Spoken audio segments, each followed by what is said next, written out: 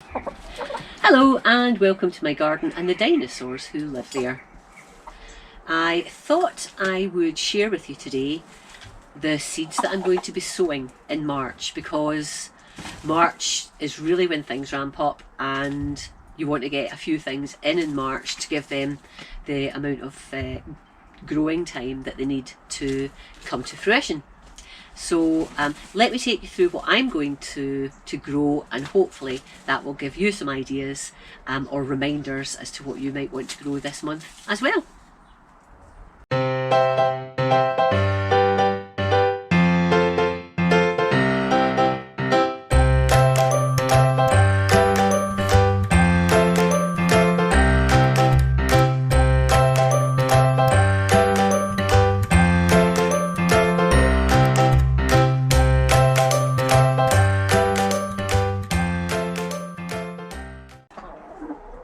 So in case you're wondering, I'm here under the tarpaulin outside the chicken run in what I term the chickens' play area, which is an area that's covered that they can still come out of their run and play in safely.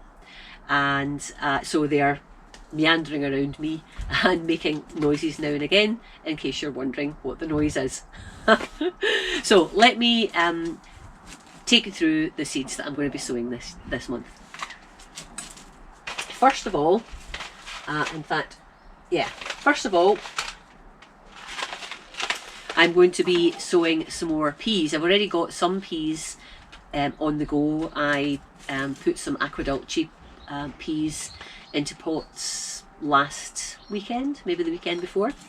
But I've also got these ones, Kelvin and Wonder. These are an early pea, and I grow these every year. So I'm going to be sowing some of these, and I will sow them and put them in an outside grow house, so I don't need to keep these indoors.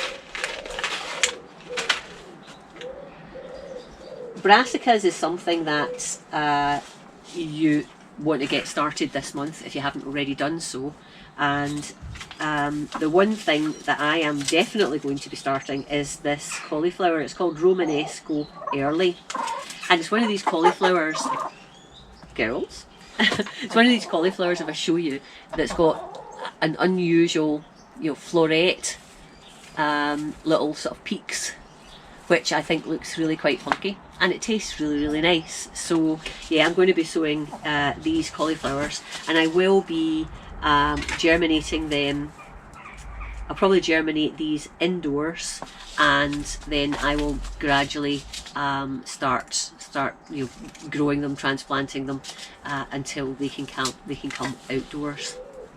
A little bit early for this one, but as I'm starting it indoors, I'm going to take my time with it. I'm happy enough that I can grow this one just now. I already have all the year-round cauliflowers that you've maybe seen in other videos. I'll put a link to them in this video, and I have sown and grown them on, and actually now some of them are outside. So cauliflowers are, depending on the variety, cauliflowers are a good thing to get started now if you haven't already started them. Now I've got Greyhound Cabbage here. That's another Brassica, quite a common one that people will want to grow at this time of year. I don't know, I might sow a few because I'll be putting them into pots rather than into beds. So I might grow a few of these Greyhound cabbages as well. Now something that I'm desperate to get started are my courgettes, and there's two types of courgette that I'm going to be growing this year. There's this one here, which is Primula F1, which is your standard sort of green long fruit, and then there's this one here. This is called Shooting Star F1, and this is a courgette that I can train up a trellis, and I think that's going to be good because it will take up less space than these ones, for example. So I'm going to grow a few of each of these, hopefully, and I'll start those off. Indoors. They'll need some heat to get started, and then gradually transition them outside when we don't have any frost. I'm going to grow two types of chard this year, and Firstly, this one, this is Fantasy F1, and this has got sort of purple stems. And then one that probably a lot of you have seen is Bright Lights, which has nice multicoloured stems. Now I'm just going to sow these in pots, and I'm going to put the pots into a grow house and let them grow, germinate there, and gradually transition the plants outside.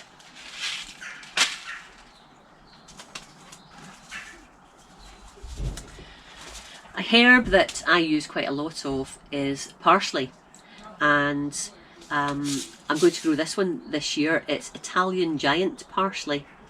So I'm going to sow this, and I don't think I need, no, don't need heat. So I'm going to grow this, and I'll sow this, and I will pop it into the grow house and let it germinate and grow on from there.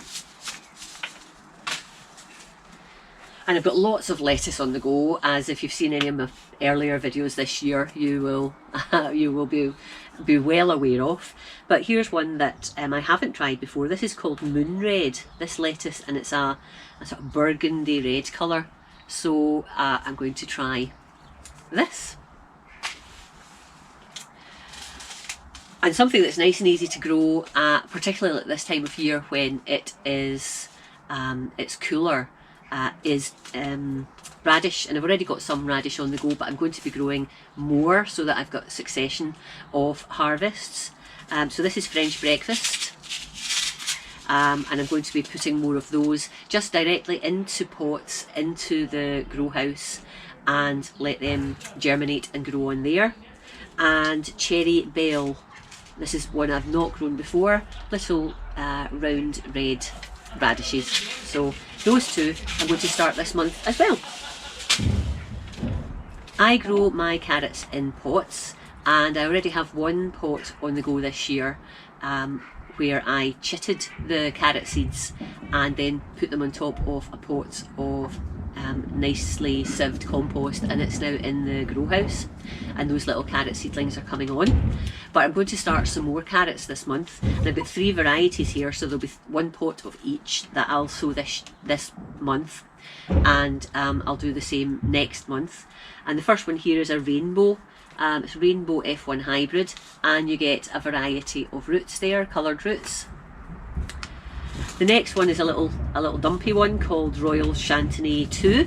So these are particularly good for pots because they're stumpier roots. And then this one here, which is Romance F1, and this is the one that I've already got on the go. And some of these seeds, as I say, I chitted, and then once they had germinated, I popped them into a pot.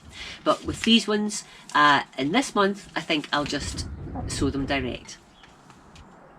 March would not be complete without sowing some of these guys. Tomatoes. And this year I am breaking with tradition, and I'm not going to be growing any cordon type, cordon variety tomatoes, the ones that will grow very tall up a string or a cane or whatever. I'm growing actually 2 bush type varieties and 1 hanging basket variety. And it's a space thing really, and my tomatoes haven't done brilliantly well the past couple of years, so I'm going to, well, the bush ones have actually, so that's why I'm going to stick with those. Whether it's the areas that I can site the tomatoes don't get enough sun for the cordon ones, or it's just in the west of Scotland and it's quite wet. That's another reason why my tomatoes don't grow very well. And I don't have a greenhouse. I've tried using grow houses, but not brilliantly. So I think this year I'm going to have a rest from struggling with cordon types, and I'm going to grow these instead. So what I have are 2 bush type, one called Muscotka and one called Red Robin. And Red Robin I grew last year, and just gave me plants about that size, quite dense, and lots of little cherry fruits. So, and I think probably the Muscotka is going to be quite similar to that as well. So we tried 2 bush varieties, and then the third one I'm going to grow is this one, Profusion F1, and this is a hanging basket one with lots and lots of tiny little tomatoes. So as you can gather, I'm not going to have tomatoes for tomato sauce or whatever this year. I'm going to have lots and lots of cherry type tomatoes to eat in salads and just on their own. Excuse me. So yep, that's tomatoes. These will need heat. I'll sow these and they'll go into the heated propagator, and I'll bring them on from there. And finally then, that's my veg and fruit that I'm going to be growing and sowing in March. Now how about flowers? Because I love flowers. I try and have a lot of flowers in my garden because I love the colour. I like supporting insects such as bees. So yeah, let's get some flowers on the go as well. I'm going to be sowing some more sweet peas. I already have this one, Sugar and Spice. I already have this sown, and this is a hanging basket variety of sweet peas. And I've got a couple here. I've got one called Restore Me, and I'm going to sow these. And then here's just an heirloom bicolour mix. I'm going to sow those as well. This year, for the first time ever, my autumn grown sweet peas have almost all failed.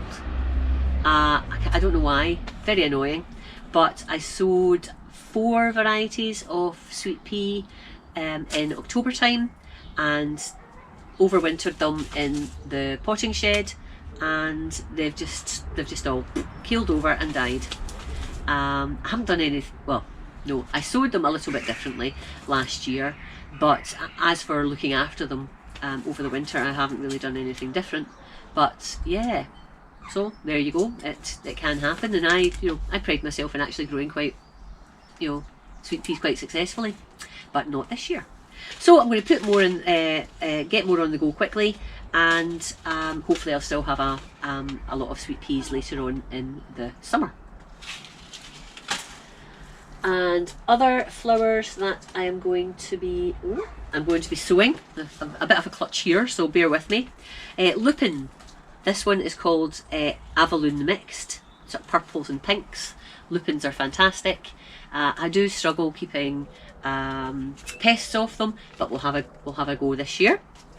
And then Larkspur, Giant Imperial Mixed, and again, nice spikes of flowers. They will look lovely in the garden. And then we've got some Rudbeckia. I already have 2 or 3 varieties of Rudbeckia in the propagator at the moment, and they've germinated and they're growing on. But there's another one here that I came across, Cherokee Sunset, that I think I've grown in the past, and this looks like it was a freebie with a magazine, so there's not many seeds in here at all, but I'll sow these and get them on the go. And Rudbeckia are fantastic for sort of late summer, early autumn flowers. They are quite